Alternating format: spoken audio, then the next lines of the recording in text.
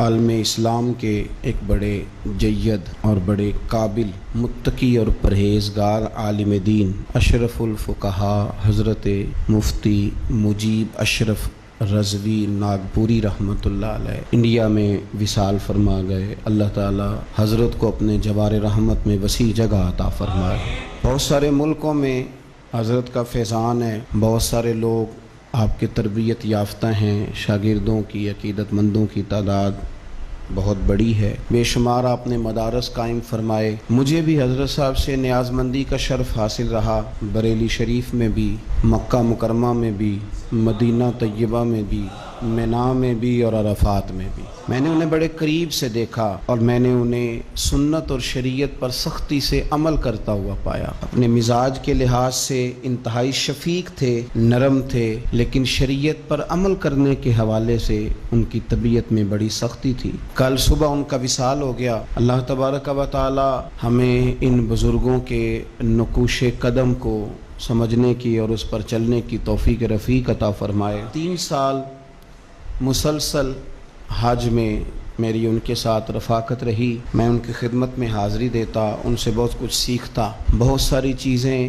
جو ذہن میں ہوتی وہ ان کے سامنے رکھتا اور وہ بڑی میرے ساتھ محبت کا اظہار کرتے۔ فون پر بھی بڑا مسلسل رابطہ رہتا۔ کل جب خبر ملی تو دل کو بڑی تکلیف ہوئی۔ ضرورت جتنی بڑھ رہی ہے صبح دوراں کی، اندھیرا اور گہرا ہوتا جاتا ہے، اور پھر ہندوستان میں رہ کر مسلمانوں کی قیادت کرنا، ان کو سنت اور شریعت پر صرف تبلیغ نہ کرنا بلکہ عمل کر کے دکھانا، یہ ان لوگوں کا بہت بڑا کام ہے۔ اور میں سنی سنائی بات نہیں کر رہا، میں نے انہیں قریب سے دیکھا، انہوں نے 30 کے قریب حج فرمائے، اور میں نے ان کی بڑی دلچسپی دیکھی اللہ کے گھر سے اور رسول اللہ کے در سے، بڑی دلچسپی۔ مجھے یاد ہے کہ میں مدینہ شریف میں تھا تو میں نے فون کیا حج کے موقع پر، چونکہ مسلسل 2 سال ملاقات رہی تو تیسرے سال میں نے فون کیا تو فرمانے لگے میں سوچ ہی رہا تھا کہ ان کا فون ابھی تک کیوں نہیں آیا، اور سوچ رہا تھا کہ مجھے ہی کہیں سے نمبر مل جائے تو میں ان سے بات کروں، تو آپ تشریف لے آئیے۔